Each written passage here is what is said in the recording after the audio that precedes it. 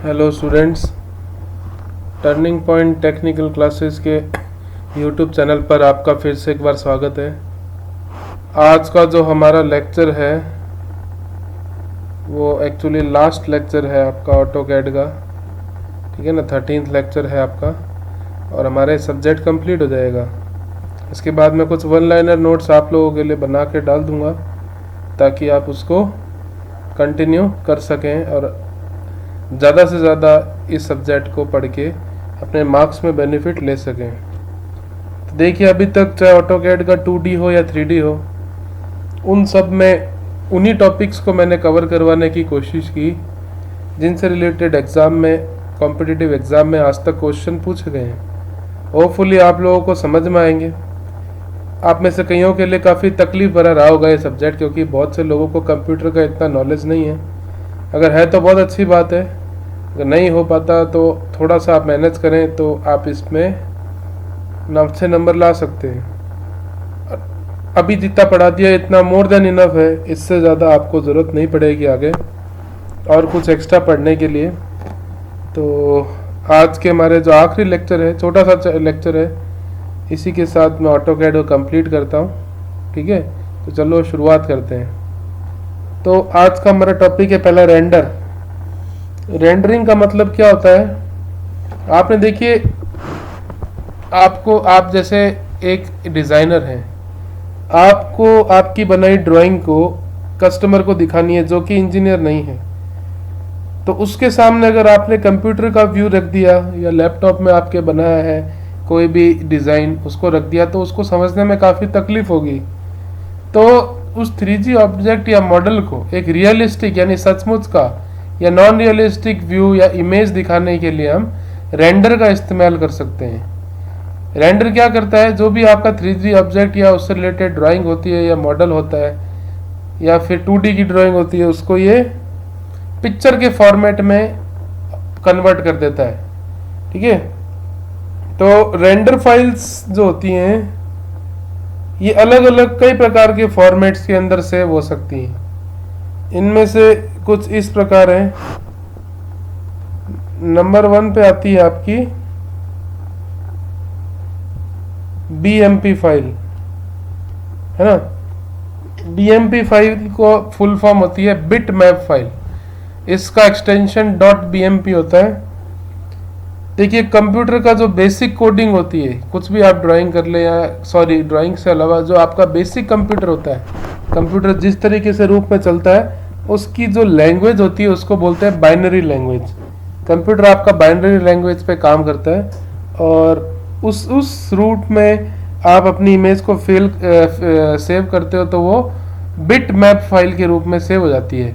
अब binary root format का जो होता है फॉर्मेट, वो 0 और 1 के रूप में होता है और आपकी फाइल उसी रूप में सेव होती है, ठीक है ना। तो पहला फॉर्मेट आपका BMP होता है। नेक्स्ट होता है आपका TGA, टारगा फॉर्मेट बोल सकते हैं, है ना। इसका एक्सटेंशन .tg होता है। ये इमेज को 32 बिट कलर के रूप में सेव करता है, यानी इसके जो ग्राफिक्स होते हैं वो BMP से थोड़े बेहतर होते हैं, थोड़ा सा कलरफुल या 32 बिट कलर के रूप में आपकी इमेज को सेव कर देता है। अब 32 बिट कलर क्या होता है?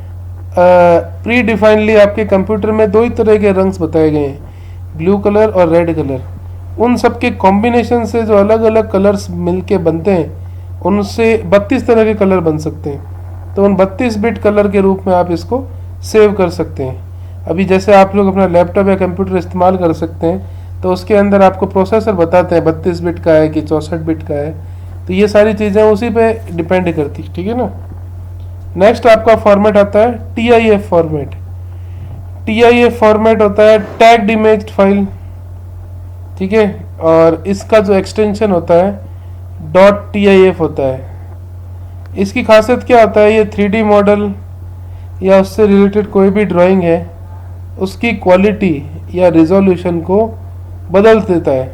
और ये पहली ऐसी कमांड थी जिसका इस्तेमाल करके हम हमारी इमेज का या ड्राइंग का प्रिंट दे सकते थे। तो ये चीज़ का ध्यान रखना है कि ऐसी कौन सी पहली फॉर्मेट था जिसमें प्रिंटिंग फैसिलिटी आई। तो आपका आंसर है TIF, ठीक है। इसका थोड़ा सा आपको ध्यान रखना है। नेक्स्ट आता है आपका JPEG। आप सबने अपनी लाइफ में इस फॉर्मेट की इमेजेस को देखा है। जो भी आपकी फोटोग्राफ फ़ोन में हो, चाहे कंप्यूटर में हो, चाहे कहीं पे भी हो, उसका जो फॉर्मेट होता है वो JPEG या JPG भी बोल सकते हैं, इस फॉर्मेट के अंदर सेव होता है। JPEG की फुल फॉर्म होती है जॉइंट फोटोग्राफी एक्सपर्ट ग्रुप।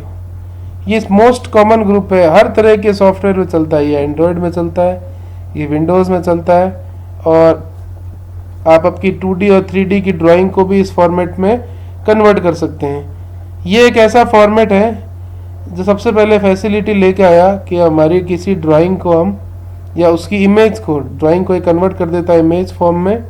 उसको इंटरनेट में मिनिमल फाइल साइज और मिनिमम डाउनलोड टाइम में पोस्ट कर सकते हैं। यानी आप इसको इंटरनेट पे अपलोड करने की जो फैसिलिटी है वो सबसे पहले हमें JPEG फॉर्मेट में ही मिली। नेक्स्ट आती है आपकी PNG लास्ट टाइप। PNG की फुल फॉर्म होती है पोर्टेबल नेटवर्क ग्राफिक्स। इसका एक्सटेंशन .png होता है। देखिए PNG और JPEG एक जैसे ही हैं, दोनों में फ़र्क क्या है? जैसे ही हम फाइल का साइज छोटा करते हैं या कंप्रेस करते हैं इमेज को, तो JPEG फॉर्मेट वाली फाइल का रिजोल्यूशन कम हो जाता है, यानी वो धुंधली दिखने लग जाती है। लेकिन PNG के अंदर ऐसा नहीं होता। ये इंटरनेट का फॉर्मेट है, और ये www वर्ल्ड वाइड वेब, हम लोग कई बार कोई साइट को ओपन करते हैं तो उसके आगे लिखते हैं ना www, तो www की फुल फॉर्म होती है वर्ल्ड वाइड वेब। उसका एक एक्सटेंशन फॉर्मेट है। इसमें क्या होता है, PNG को जब आप किसी इमेज को सेव करते हो तो उसकी रिजोल्यूशन कम नहीं होता, लेकिन साइज कम हो जाता है, कंप्रेस हो जाती है इमेज। यानी छोटी इमेज को भी आप अच्छे रिजोल्यूशन के साथ .png फॉर्मेट में देख सकते हैं। ये ज़्यादातर आपके इंटरनेट व्यू के लिए काफ़ी सहायक है। ठीक है, एक और स्पेशल फीचर आपको ऑटोकैड देता है, इसका नाम होता है वॉक थ्रू। वॉक थ्रू की मदद से आप आपकी जो भी 3D ऑब्जेक्ट हो या ड्राइंग हो, उसका एक वीडियो बना सकते हैं, वीडियो क्लिप बना सकते हैं। इसके लिए आपको कमांड बार में जाके कमांड ANIPATH ANNIPATH टाइप करनी होती है, और उसका एक कैमरा एंगल और वीडियो बनाने का पाथ डिफाइन करना होता है। इसके बाद आपका एक जो भी ऑब्जेक्ट है, ड्राइंग है, उसका एक कह सकते हैं छोटा सा वीडियो बन जाता है, जिससे हमें देखने में या किसी कस्टमर को दिखाने में काफ़ी आसानी महसूस होती है। ठीक है ना। तो वैसे इससे रिलेटेड क्वेश्चन नहीं पूछे गए हैं, लेकिन फिर भी कभी क्या पता है एग्ज़ाम की क्वालिटी को देखते हुए कभी इससे क्वेश्चन पूछ लिया जाए, तो आपको पता होना चाहिए इसकी कमांड भी और इसका वर्क क्या होता है। ठीक है, चलिए आगे चलते हैं। अब आपके ऑटोकैड से रिलेटेड सबसे इम्पोर्टेंट चीज़, जिनके सबसे ज़्यादा क्वेश्चंस बनते हैं, शॉर्टकट कीज़। तो यानी इन शॉर्टकट कीज़ को इस्तेमाल करके, अभी तक हमने पढ़ा कमांड्स के बारे में और कमांड बार के बारे में। अब कुछ शॉर्टकट कीज़ भी होती है जिनका इस्तेमाल करके आप उन कमांड्स को या फंक्शंस को डायरेक्टली एक्टिवेट कर सकते हैं। तो इन शॉर्टकट कीज़ को 3 कैटेगरी में बांटा गया है।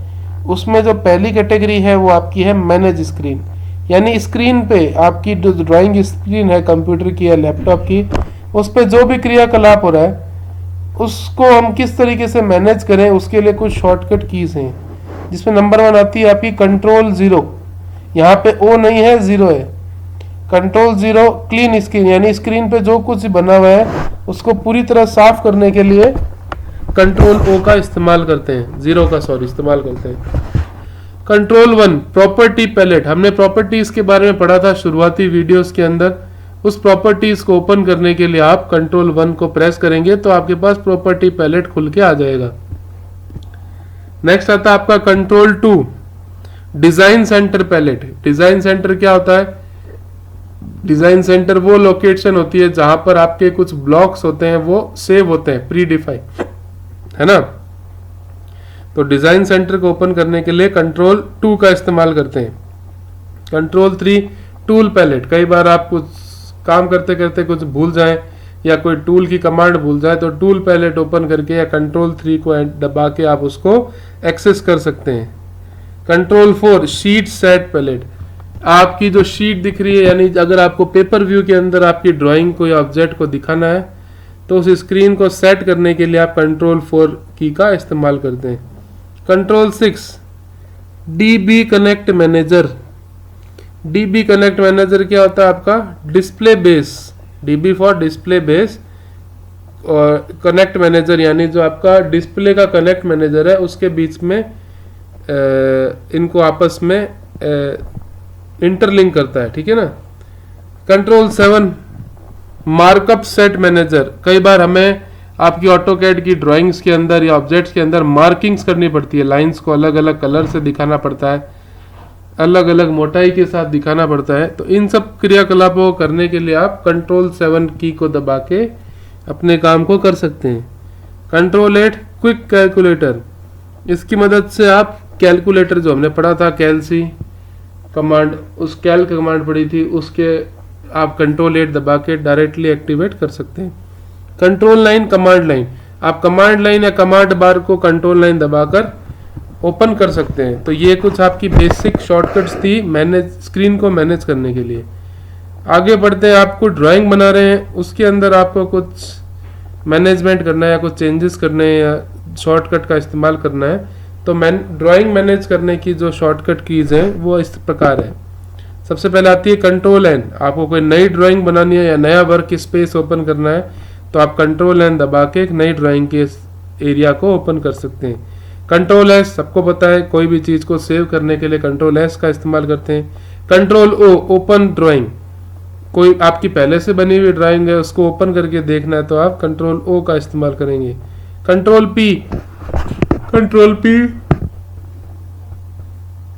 प्रिंटिंग, जिसको प्लॉटिंग भी बोलते हैं, उसके लिए इस्तेमाल की जाती है ना, प्रिंट देने के लिए या प्लॉट करने के लिए इस्तेमाल की जाती है। कंट्रोल टैब का बटन का इस्तेमाल करके आप नेक्स्ट ड्राइंग के ऊपर स्विच कर सकते हैं। तो जैसे कंट्रोल टैब पे दबाएंगे ऑटोमेटिक नेक्स्ट ड्राइंग पे स्विच कर देगा। Control shift plus tab. Control के साथ शिफ्ट बटन और टैब दबाएंगे तो अभी बनाने वाली से पहले वाली ड्राइंग के ऊपर शिफ्ट कर जाएंगे। देखिए कंट्रोल टैब से नेक्स्ट ड्राइंग पे, कंट्रोल शिफ्ट टैब से पीछे वाली ड्राइंग के ऊपर आप स्विच कर जाएंगे। Control Q exit. आपको ऑटोकैड से बाहर आना है या कमांड एरिया से बाहर आना है तो कंट्रोल क्यू दबा के आप उससे एग्जिट कर सकते हैं। Control shift S save drawing S, है ना। देखो एक होता है कंट्रोल एस सेव करना, जिसमें आप आपकी जो फाइल बनी है उसी के अंदर कोई ना कोई चेंज हो जाएंगे कंट्रोल एस दबा के। सेव एस करने से आप एक नई फाइल बना सकते हैं और उसकी लोकेशन को भी चेंज कर सकते हैं, जैसे हम नॉर्मल हमारी वर्ड की फाइल में करते हैं ना सेव एस, उस तरीके से ये सारा काम कंट्रोल शिफ्ट एस करा कर सकते हैं। ठीक है, चलिए आगे चलते हैं। इसी प्रकार से अगर आपको वर्क फ्लो यानी कार्य जो आपका चल रहा है आपकी स्क्रीन पे उसको मैनेज करना है, ड्राइंग से रिलेटेड हो या कोई भी आप एक्टिविटी कर रहे हो आपके वर्क स्पेस पे, उसको मैनेज करना हो तो उसके लिए कौन सी शॉर्टकट कीज होती है उनको हम थोड़ा सा देख लेते हैं। नंबर 1 आती है कंट्रोल ए। जैसे ही आप कंट्रोल ए को प्रेस करेंगे आपके वर्क स्पेस या स्क्रीन पे जितने भी ऑब्जेक्ट्स दिख रहे हैं सारे के सारे सेलेक्ट हो जाएंगे। आप उनको कॉपी कर सकते हैं, डिलीट कर सकते हैं, कुछ भी कर सकते हैं, ठीक है ना। कंट्रोल सी, किसी ऑब्जेक्ट को कॉपी करने के लिए कंट्रोल सी का इस्तेमाल किया जाता है। कंट्रोल के इंसर्ट हाइपरलिंक। अब देखिए हाइपरलिंक क्या होता है। सपोज कीजिए आपने एक ड्राइंग बनाई, घर का नक्शा बनाया, उसमें एक गेट बनाया, आगे फ्रंट में डोर बनाया, वो डोर किस तरीके का है, क्या उसकी स्पेसिफिकेशन है, उसकी एक अलग फाइल बनी हुई है। तो उस डोर के स्पेसिफिकेशन को एग्जिस्टिंग ड्राइंग में लिंक करने के लिए, उनके बीच में संबंध बनाने के लिए हम हाइपरलिंक का इस्तेमाल करते हैं। कंट्रोल एक्स दिखती सी बात है, ऑब्जेक्ट को कट करने के लिए। एक होता है कॉपी, एक कट, मतलब वो अपने ओरिजिनल स्थान से हट जाएगा फाइल, उसको कट बोलते हैं। कंट्रोल वी पेस्ट ऑब्जेक्ट, आपने कॉपी या कट किया उसको किसी दूसरी जगह पे लगाना है तो कंट्रोल वी यानी पेस्ट कर सकते हैं। Control shift plus C copy to clipboard. Clipboard वो एरिया होता है जहां पे आपके ब्लॉक्स प्री डिफाइन होते हैं या डिफॉल्टली सेव होते हैं। नेक्स्ट आता है आपका control shift plus V print data as block. आप जो भी डाटा आपने लिया है उसको ब्लॉक के रूप में सेव कर लेगा, उसके लिए आप कंट्रोल शिफ्ट वी का इस्तेमाल कर सकते हैं। कंट्रोल जेड अनडू कमांड, गलती से आपने काम करते करते पीछे की कोई चीज डिलीट कर दी वापस से उसको देखना चाहते हैं तो आप कंट्रोल जेड करेंगे तो अंडू या रीस्टोर हो जाएगी। Control Y redo last action. मान लीजिए आपने पीछे एक हम कोई बिल्डिंग की ड्राइंग बना रहे हैं, उसमें एक खिड़की बनाई, अब उस खिड़की को बार बार आपको बनाना है तो आप रीडू कर सकते हैं, उसके लिए कंट्रोल वाई का इस्तेमाल कर सकते हैं। कंट्रोल प्लस बड़ा ब्रैकेट, ये बड़े ब्रैकेट का निशान है, इसका इस्तेमाल करके आप जो भी करंट कमांड लिख रहे हैं उसको आप कैंसिल कर सकते हैं। और इसके लिए एक अलग सी की भी होती है आपकी कीबोर्ड के ऊपर, एस्केप। एस्केप दबा के भी आप करंट कमांड से बाहर आ सकते हैं, या जो भी आप काम कर रहे हैं ऑटोकैड के अंदर उस काम से बाहर आ सकते हैं, तो उसके लिए एस्केप दबाते हैं। तो ये थी आपकी कुछ शॉर्टकट कीज। और अभी तक जो मेरे को ज्ञान था ऑटोकैड के बारे में, ऑटोकैड 3D के बारे में, वो सारे मैंने वीडियोस बना के आप लोगों के लिए सेव कर दिए हैं। होपफुली आपको समझ में आए होंगे। समझ में नहीं आए तो आप मेरे को पर्सनली पूछ भी सकते हैं, कोई भी पर्टिकुलर चीज़ की ये चीज़ क्या है सर बताइए। आगे मैं आपके लिए 1 लाइनर नोट्स लेके आऊँगा ऑटोकैड के, जिसमें सिर्फ वो चीज़ें होंगी जिनसे रिलेटेड क्वेश्चन एग्जाम में पूछा गया, उनको आपको याद करना ही करना है, ठीक है ना। और आज इसी के साथ मैं अपने ऑटोकैड सब्जेक्ट को यहीं समाप्त कर रहा हूँ। अगले वीडियो में मिलेंगे एक नए सब्जेक्ट के साथ। जैसा कि मैंने बताया था, नया सब्जेक्ट हम इरिगेशन स्टार्ट करने जा रहे हैं, तो 1-2 दिन के अंदर वो भी आपके नए सब्जेक्ट स्टार्ट हो जाएगा। तब तक के लिए पढ़ते रहिए। और समय कम बचा है, अब आपके पास 90 दिन का लगभग मान लीजिए समय बचा है। समय कम है, काफ़ी पढ़ाई करनी है, काफ़ी कोर्स करना है। कंटिन्यूसली करते रहिए, आपका सिलेक्शन ज़रूर हो जाएगा, ठीक है। तब तक के लिए मैं Rohit Vyas signing off. Thank you. जय हिंद।